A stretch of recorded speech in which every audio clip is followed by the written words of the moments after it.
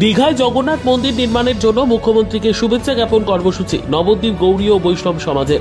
আগামীকাল অক্ষয় তৃতীয়া, আর এই বিশেষ দিনে দীঘার সমুদ্র সৈকতে শুভ উদ্বোধন হতে চলেছে জগন্নাথ মন্দির। আর এই মন্দির উদ্বোধনকে ঘিরে ইতিমধ্যে এক উৎসবের আমেজে মেতে উঠেছে গোটা বাংলা। রাজ্যের বিভিন্ন জায়গায় নেওয়া হয়েছে একাধিক কর্মসূচিও। আর রাজ্য সরকারের উদ্যোগে দীঘায় এই জগন্নাথ মন্দির নির্মাণের জন্য মুখ্যমন্ত্রীকে শুভেচ্ছা জানাতে এক কর্মসূচি গ্রহণ করে মন্দির নগরী নবদ্বীপ ধামের গৌড়ী ও বৈষ্ণব সমাজের তরফে।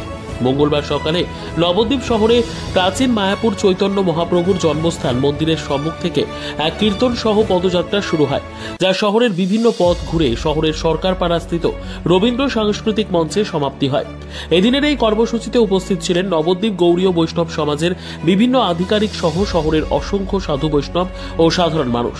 নবদ্বীপ গৌড়ী ও বৈষ্ণব সমাজের মহাসচিব কিশোর কৃষ্ণ গোস্বামী জানান, রাজ্য সরকারের উদ্যোগে দীঘার সমুদ্র সৈকতে এই প্রভু জগন্নাথ দেবের মন্দির নির্মাণের ফলে একাধারে যেমন দীঘার গুরুত্ব বৃদ্ধি পাবে, পাশাপাশি আধ্যাত্মিক ভাবের প্রচারও হচ্ছে।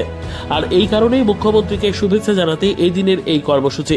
দীঘাতে জগন্নাথ মন্দির হচ্ছে সরকারি প্রয়াসে। মুখ্যমন্ত্রী তিনি প্রয়াসী হয়ে এটা করেছেন। সবচেয়ে বড় কথা, দীঘা একটা সমুদ্র সৈকত ছিল, লোকে জাস্ট এনজয় করতে যেত। কিন্তু এই জগন্নাথ মন্দির করার ফলে আধ্যাত্মিক মানুষ ওখানে যাবে, যারা সমুদ্রও দেখবে এবং তার সাথে সাথে জগন্নাথ দর্শন করবে। আমাদের ভারতবর্ষে যে কোনো আনন্দের সঙ্গে দেবতা জড়িয়ে আছে, সুতরাং শুধু আনন্দ আছে, দেবতা নেই। সেখানে লোকের উন্মাদনা আছে, কিন্তু লোকের আনন্দ নেই।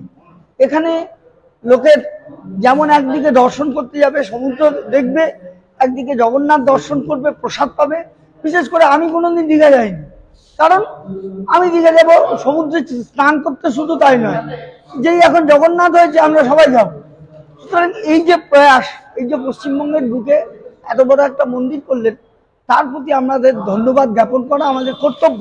তাই গৌড়ী বৈষ্ণব সমাজের তরফ থেকে আমরা বাবাজি বৈষ্ণবদের নিয়ে, নিষ্কিঞ্চন ত্যাগী বৈষ্ণবদের নিয়ে আমরা একটা ছোট্ট র্যালি বার করলাম, যাতে করে আমরা প্রাচীন মায়াপুর জন্মস্থান মন্দির থেকে আমরা পর্যন্ত, ওই রবীন্দ্র সংস্কৃতি মঞ্চ পর্যন্ত